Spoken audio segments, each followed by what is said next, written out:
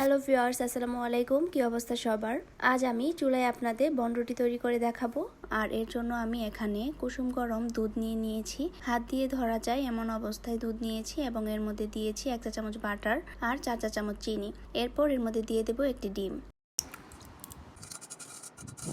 ডিম দেওয়ার পর এর মধ্যে দিয়ে দেব ইস্ট। আমি এখানে 1/2 চা চামচ ইস্ট দিয়েছি। এবার সবকিছু একসাথে খুব ভালোভাবে মিশিয়ে নেব। মেশানো হয়ে গেলে এর মধ্যে দিয়ে দেব 1 চা চামচ গুঁড়া দুধ, আরও দিয়ে দেব 2.5 কাপ ময়দা আর সামান্য পরিমাণ লবণ।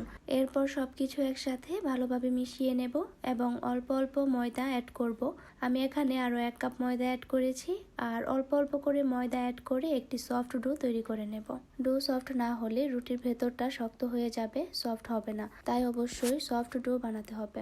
এই পর্যায়ে সামান্য পরিমাণ ময়দা ছিটিয়ে দেব এবং এর মধ্যে ডোটা নিয়ে নেব আর 7 থেকে 8 মিনিটের মতো খুব ভালোভাবে ময়ান করে নেব। প্রথম দিকে হাতে লেগে যাবে, কিন্তু 7 থেকে 8 মিনিট ময়ান করার পর একটি সফট ডো তৈরি হবে আর হাতে লেগে থাকবে না। 6 থেকে 7 মিনিট ময়ান করার পর এর মধ্যে সামান্য পরিমাণ তেল দিয়ে দেব এবং আরও 1 মিনিটের মতো ময়ান করে নেব।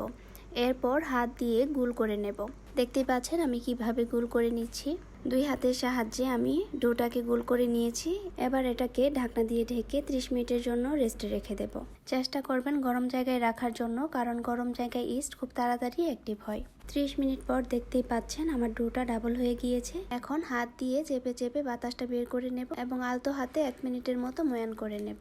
1 মিনিট পর এটাকে আমি 3 ভাগে ভাগ করে নেব। আমি আজকে 3টি বনরুটি তৈরি করব, তাই 3 ভাগে ভাগ করে নিয়েছি। আপনারা চাইলে 4 ভাগে বা 5 ভাগেও ভাগ করে নিতে পারেন। এরপর একটি হাতে নেব এবং 2 হাতের সাহায্যে এটাকে গোল করে নেব। একইভাবে আমি সবগুলো গোল করে নেব।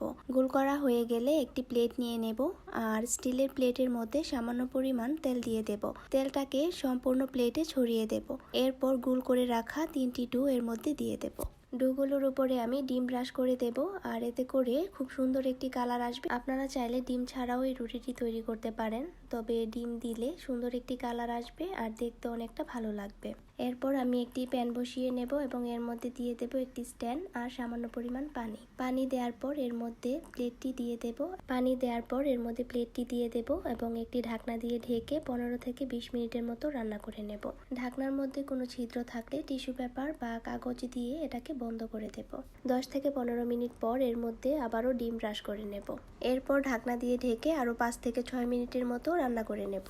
খেয়াল রাখতে হবে চুলার আঁচ যেন মিডিয়ামে থাকে, তা না হলে রুটিগুলো পুড়ে যাবে। 5 থেকে 6 মিনিট পর ঢাকনা খুলে আমি একটু চেক করে নেব। দেখুন উপরটা শক্ত হয়ে গিয়েছে। এই পর্যায়ে আমি চুলার আঁচ অফ করে দেব এবং কিছুটা ঠান্ডা করে নেব। একটু ঠান্ডা হওয়ার পর আমি রুটিগুলোকে প্লেট থেকে তুলে নেব। আমি একটি রুটি কেটে দেখাচ্ছি এর ভেতরটা ঠিক কতটা সফট হয়েছে আর দোকানের মতো পারফেক্ট হয়েছে। আর এভাবে কিন্তু খুব অল্প সময়ে এবং অল্প উপকরণে আপনি বাসায় এই বনরুটিগুলো তৈরি করে নিতে পারবেন। এই রুটিগুলো দিয়ে কিন্তু আপনি বার্গার বানাতে পারবেন বা এমনিতেও খেতে পারবেন।